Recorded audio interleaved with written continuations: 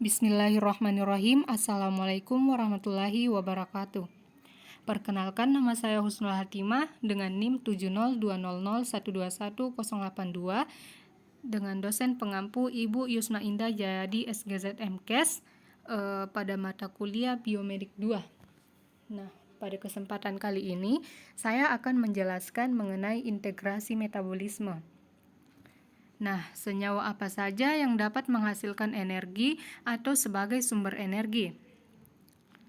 Nah, metabolisme makronutrisi dapat didefinisikan sebagai sirkulasi senyawa yang diambil dari jaringan untuk memproduksi energi.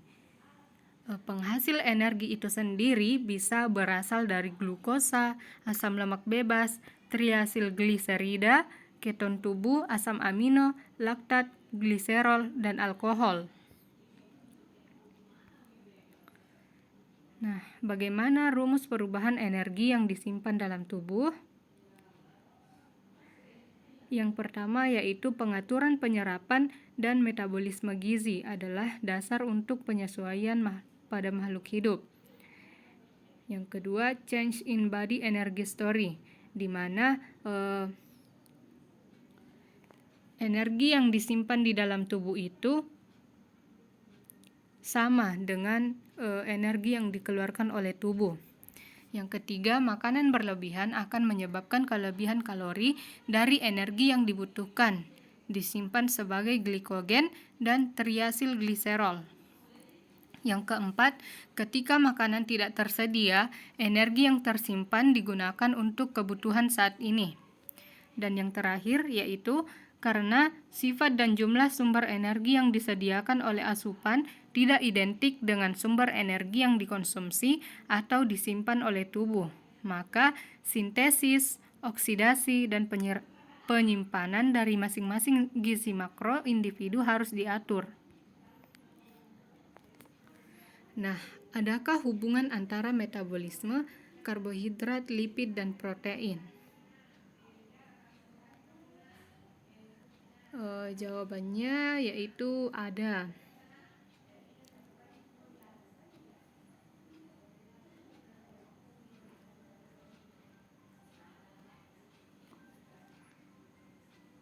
Nah, bisa kita lihat pada skema berikut ini interkonversi dari makronutrien itu sendiri, di mana terjadi siklus TCA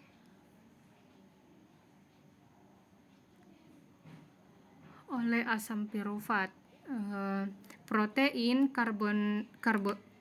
karbohidrat, dan lemak itu akan disintesis dari protein menjadi asam amino,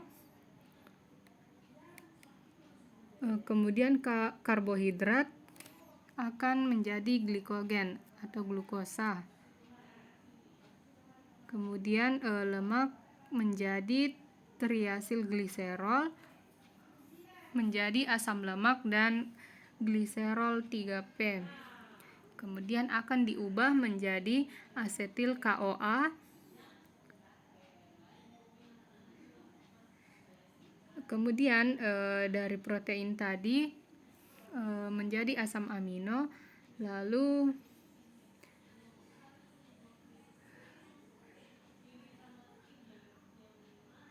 karbohidrat menjadi glikogen dan glukosa akan disintesis ke asam pirufat,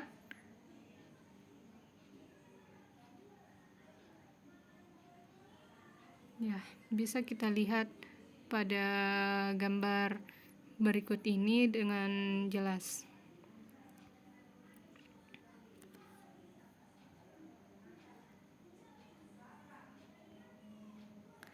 Kemudian bagaimana proses metabolisme karbohidrat di hati, metabolisme protein di hati, dan metabolisme lipid di hati. Nah, jalur metabolisme glukosa fosfat di hati.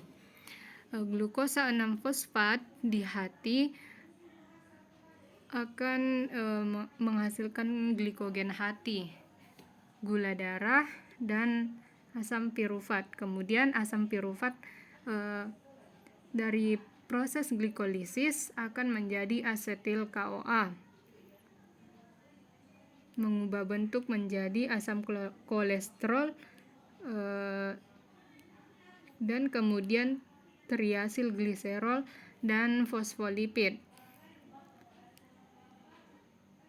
Dari siklus asetil CoA itu kemudian akan bereaksi dan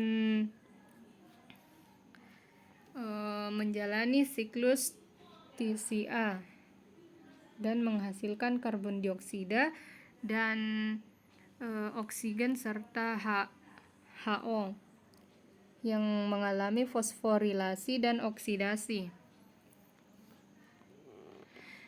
Pada gula darah, panas reaksi terhadap distribusi produk ke jaringan lain secara horizontal.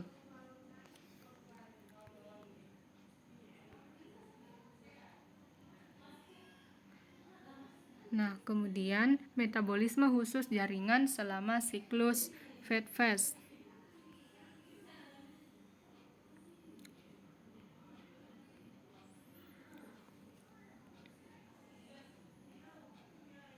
Siklus fosfat dapat dibagi menjadi 4 keadaan atau 4 fase. Yang pertama yaitu the fat stage atau keadaan makan yang berlangsung sekitar 3 jam setelah makan.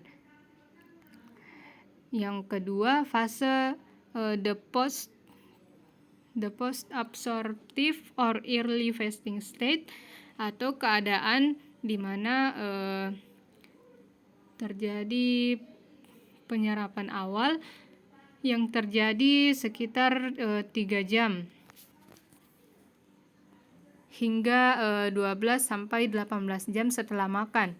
Yang ketiga the fasting state, di mana keadaan ketika kita makan berlangsung sekitar 18 jam hingga 2 hari tanpa asupan makanan tambahan. Pada siklus yang terakhir yaitu the starvation state or long term fast atau keadaan di mana kita melakukan puasa atau tidak makan dalam jangka panjang. Keadaan kekurangan makanan yang sepenuhnya disesuaikan yang berlangsung selama beberapa minggu.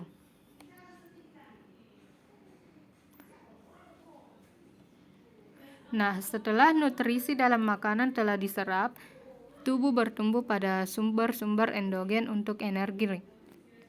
Otak membutuhkan sekitar 120 gram glukosa per hari, dan jaringan glikolitik akan menggunakan 50-60 gram. Kadar glukosa darah harus dipertahankan untuk memungkinkan fungsi otak, sehingga tubuh merespon dengan cara yang terkoordinasi dan jaringan khusus untuk mengatur penyediaan dan pemanfaatan bahan bakar. Nah, kadar glukosa darah yang menurun menyebabkan penurunan sekresi insulin dan peningkatan sekresi glukagon untuk merangsang pemecahan glikogen. Bisa kita lihat pada gambar berikut ini. Sebuah kenaikan simultan katekolamik merangsang lipolisis di jaringan adiposa. Efek gabungan dari penurunan insulin dan peningkatan kenaikan katekolamin mengakibatkan kenaikan tingkat asam lemak bebas dalam sirkulasi.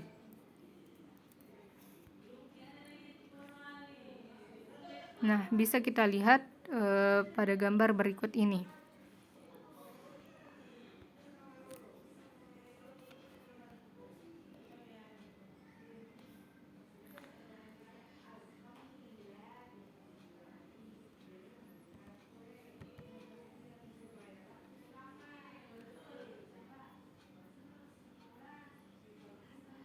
Nah, pada skema berikut ini bisa kita lihat pemanfaatan glukosa dalam waktu 5 fase homeostasis.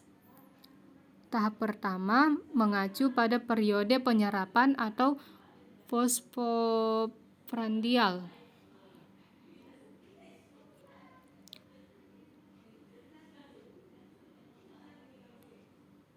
Nah, pada fase ini glukosa berperan di semua organ atau di semua sel. Pada fase kedua yaitu pasca penyerapan, di mana glukosa akan diserap pada semua sel kecuali otot dan jaringan adiposa dengan kecepatan berkurang. Nah, pada fase ketiga sampai keempat yaitu kelaparan dan kelaparan menengah. Untuk ke fase kelima terjadi fase kelaparan berkepanjangan yang mengakibatkan gangguan pada manusia. Itu berlangsung sekitar 24 hari. 24 sampai 40 hari. Mungkin itu saja yang dapat saya sampaikan. Kurang dan lebihnya mohon dimaafkan. Wabillahi taufiq wal hidayah. Assalamualaikum warahmatullahi wabarakatuh.